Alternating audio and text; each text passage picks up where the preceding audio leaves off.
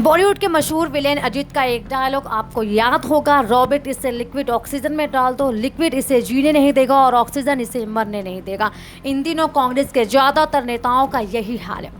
Party के कई सांसदों को कांग्रेस में भविष्य उज्जवल नहीं लग रहा है। इन सब का कहना है कि इनके लिए पार्टी छोड़ना मुश्किल है और उससे भी ज्यादा मुश्किल है बीजेपी में शामिल होना। इसके अलावा इनके मन में कोई और विकल्प फिलहाल नहीं है। हमने इसे लेकर कई नेताओं से बातचीत की, लेकिन वो सामने आकर कुछ भी नहीं कहना चाहते हैं।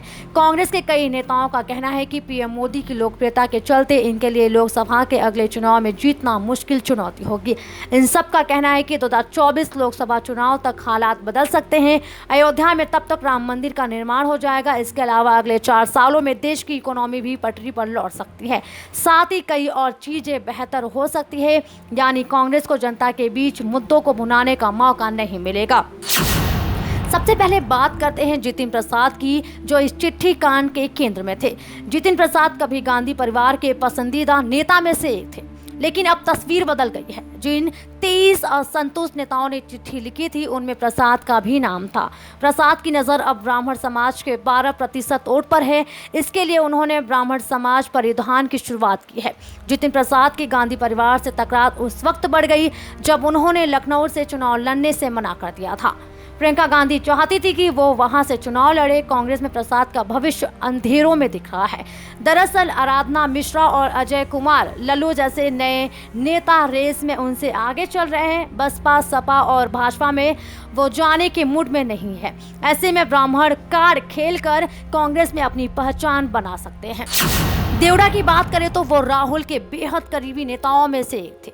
वो राहुल गांधी के एनआरआई से मिलने वाले कार्यक्रम के दौरान उनके साथ विदेश दौरा पर भी गए थे। मुंबई में पार्टी प्रमुख के पद से इस्तीफा देने के बाद से देवड़ा इन दिनों कहीं नहीं है। अटकलों के विपरीत देवड़ा ने बीजेपी के टिकट पर चुनाव नहीं लड़ा और अपनी पार्टी के लिए डटे रहे। आगे वो क्या करेंगे, इसको लेकर अभी तस्वीर साफ नहीं है। एनसीपी और शिवसेना विकल्प है, लेकिन एनसीपी में पहले से ही पारिवारिक मतभेद चल रहे हैं। देवड़ा के सभी दलों के साथ अच्छे संबंध है। अगर वो 2024 में चुनाव लड़ने के इच्छुक हैं तो उनके पास कई विकल्प हो सकते हैं। अब तीसरे किरदार कार्तिक चिदम्बरम की बात करते हैं। कार्तिक चिदम्बरम ने लोकसभा में डेब्यू कर लिया है, लेकिन क्या वो अपने पिता के दम पर शिवगंगा से अगला चुनाव जीतेंगे या नहीं, इस बात को कोई गारंटी नहीं है। कांग्रेस से जीतना कठिन हो सकता है, लेकिन डीएमके, बीजेपी या एआईएमडीएमके में शामिल होने का विकल्प भी उनके सामने नहीं है। कांग्रेस के पास दक्षिण में कोई पहचान नहीं बची है। भाजपा ने अधिकांश क्षेत्रीय दलों को ये संदेश दिया है कि अगर आप हमारे साथ नहीं हैं तो यह ठीक है, लेकिन आप कांग्रेस के साथ भी नहीं जा सकते हैं। लेकिन देखना होगा कि क्या सियासत के खेल में कांग्रेस अपने अस्तित्व को बचाए रखने के लिए क्या कदम उठाती है। अगर आपको हमारी न्यूज अच्छी लगे तो वीडियो को लाइक करें, चैनल को सब्सक्राइब करें और बेल आइकॉन दबाना बिल्कुल भी ना भूलें, जिससे कि आपको देश और दुनिया की सारी खबर मिलती रहे।